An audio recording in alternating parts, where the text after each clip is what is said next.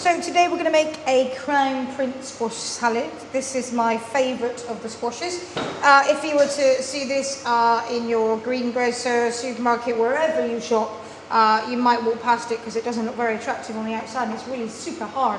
But you open it up inside and you've got this beautiful orange flesh here. It's really, really full of flavour. It's great. So once open, as you can see, like it's broken down like most squash. What I'm going to do is I'm just going to cut through another little bit there. You can try and peel it, but you will probably be there all day. It takes quite a bit of time, and then you might still be left with a bit of green, which really is a little bit bitter, so you want to get rid of it.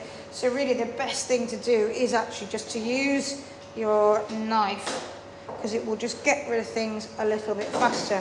So I'm just going to come around the sides.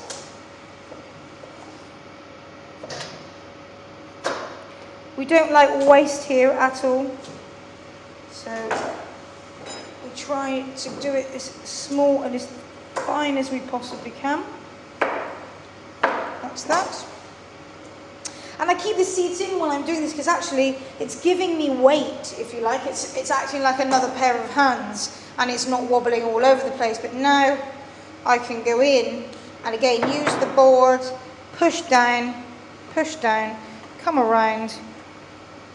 And you should then turn it over, do the same thing, and it should all just then come out. And what I want to do is I really want textures here. Food for me is about the way, not the way it looks pretty on a plate, the way it sort of breaks down through cooking. So the way you chop it makes a huge, huge difference. So what I want is I want a few big, nice sort of smiley faces. So I'm going to go for 2 or 3 of those. And then I want nice, big, random chunks. I'm going to cut them on an angle so that you've got some sort of sharp edges. And those sharp edges, once they go into the oven, they'll sort of caramelize and the sweetness will really come out there. That is perfect for me. A few of those and a few of those. Obviously, potentially, this is going to take a little bit longer to cook in the oven, so bear that in mind. Then we just grab a pan or oven tray, a little bit of parchment paper, pop that on. I try to sit those up so that they get as much of the heat as possible. If you sit down or overcrowd, a bit like if you're cooking something in a frying pan, it's all going to steam.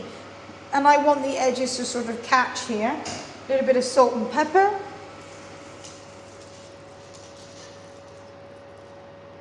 Not too crazy. A little bit of oil. We're using rapeseed oil here. We champion anything local. And it's really, really great. It can handle a high temperature. So pop that on. And then the tiniest little touch of chili and a really little pinch of cumin. Those squash just love those flavours. So I'm going to put that in the oven for about 20 minutes. Luckily, I have one already done, already made. And like I said, so most people might be a bit cautious of the ends there and that they look a little bit like they've taken on too much. But actually, if you've ever had a root veg crisp, that's what that's going to taste like. Absolutely wonderful. They've softened a little too much in a way, but that's good. So I'm just going to turn them over, making sure they're not getting too wet on the bottom, not sweating. So that's that. That's the base of our salad done. Now to this, to make this really zing, we're going to do 2 things. We're going to make a really nice dressing, and then we're going to make a dukkha. So a dukkha is a North African rub that actually you use to dip in meats on a skewer. What I've done is I've toasted some cumin seeds and some coriander seeds in here, really lovely. And then to that we're going to add just a little bit of thyme, just the tiniest little bit. Thyme is just so fragrant, it's beautiful. Always used in dukkha and goes really, really well with squash. This is perfect. This is just going to add the crunch to our salad. You know, I was saying earlier I like textures, so we want to go for something a bit hard, something with a crunch, something with body, and something a little soft, and we're going to use cheese with that. So a few of those, don't go too crazy. And actually the easiest thing to do, thyme sort of grows up that way, turn it upside down, and just pinch your finger and slowly bring it up, and actually you've got all of the lovely little petals there, leaves there. And I'm going to put this in my pesto mortar, and then to that I'm also going to add some black and white sesame seeds and a few pistachios. Pistachios that I'm using today, these beautiful Greek pistachios. They're naturally pink and beautifully green. They're really salty. They've been slowly dried out in the sun and then finished with a little bit of salt and a tiny bit of citric acid, which just sort of gives it a bit of sourness that I quite like. So I'm going to pop a few of those in there, and then I'm going to leave a few holes. So I'm going to pop a few just in there for a second, with a pinch more chili and a pinch of salt. Salt just enhances flavour and it will help to break those things down. A little gentle roll together. I'm using a pesto mortar and not something like a food processor, coffee grinder, because I want texture. I want to keep things nice and chunky. I love nothing more than the way that cumin just sort of pops warmth in your mouth. So I want to keep it, you know, relatively whole, nice and chunky. And you can smell everything coming out of this now. Is absolutely wonderful.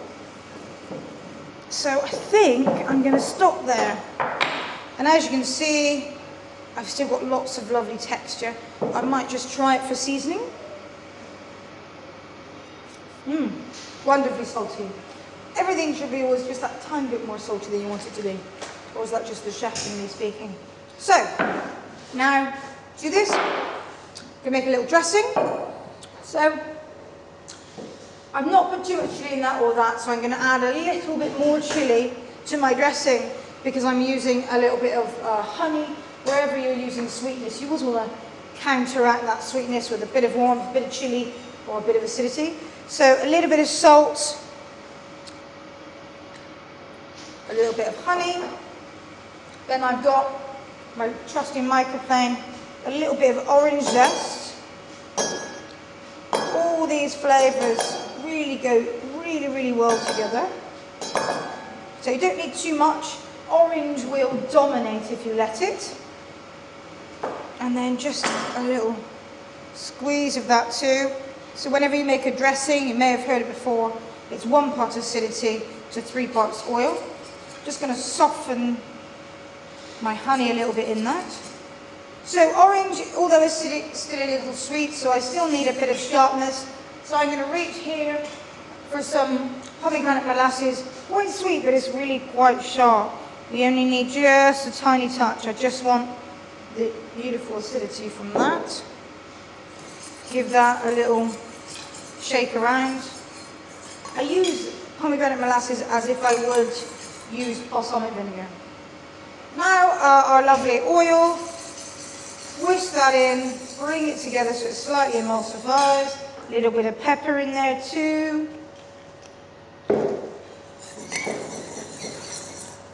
So that's our orange and pomegranate lovely dressing.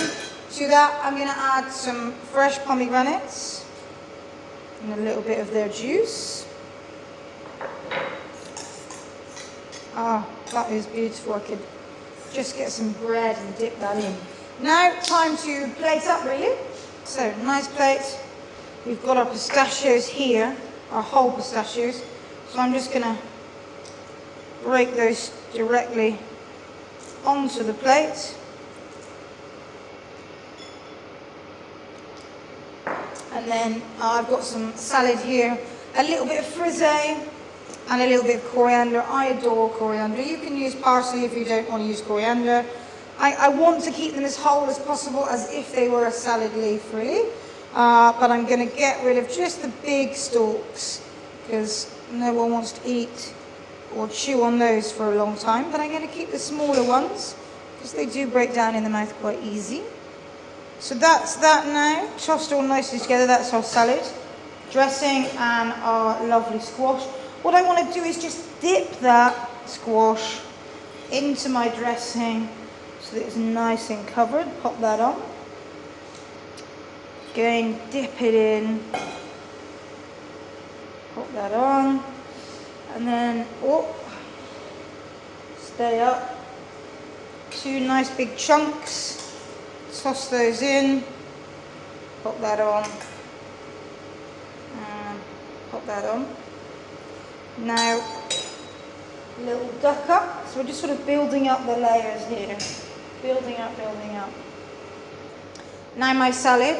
Now, I don't want to go, it's actually quite a lot of dressing in there, so I was going to dip it in, but I'm just going to toss it around. And I'm aiming for the bowl, not the salad. If it goes straight onto the salad, it's just going to kill the salad straight away. So if I put it around the outside of the bowl, and you can see that now, then I can manipulate how much I want it to touch. Coriander will just melt and wilt the minute you touch it. So maybe possibly too much.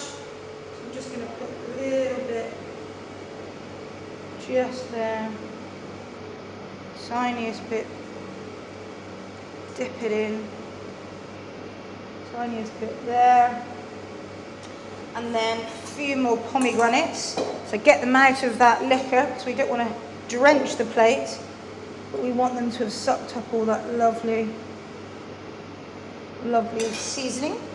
Then just to finish, tiny bit more duck on that salad, and a little bit of this beautiful Sycamore cheese. So it's really crumbly goat's cheese from Devon. I love the idea that it's called Ticklemore, because it really just does that. So I'm going to get a nice little shard and just sort of break little bits up, crumble a bit on. And because the squash is warm, that will start to slightly take the edge off of the cheese, which is beautiful. And that is my Crown Prince squash salad.